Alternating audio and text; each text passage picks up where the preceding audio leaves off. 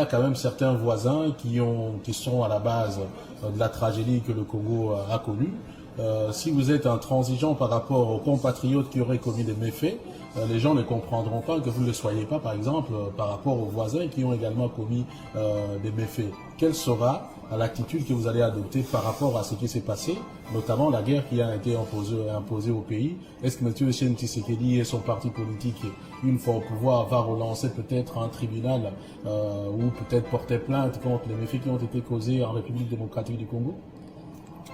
D'abord, il ne faut pas oublier que dans ce que vous appelez conflit avec les voisins, dire les jours que nous avons été agressés, si vous examinez, je ne vais pas entrer dans les détails, vous verrez aussi la responsabilité du Congo lui-même d'abord qui a commencé là-bas. Prenons les cas, parce qu'on doit en parler, les cas de la fameuse entrée de Kabila avec son AFDEL au Congo. Ça a commencé comment? Tout le monde a dit que nous étions agressés par le Rwanda. Or, si vous regardez bien, qu'est-ce qui s'était passé? Après le génocide du Rwanda,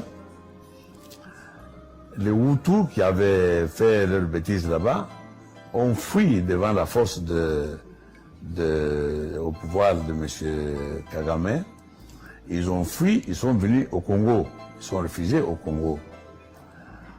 Maintenant, au Congo, ils devaient respecter la règle internationale qui dit que quand des voisins armés traversent la frontière pour venir dans votre pays, la première chose, vous devez les désarmer.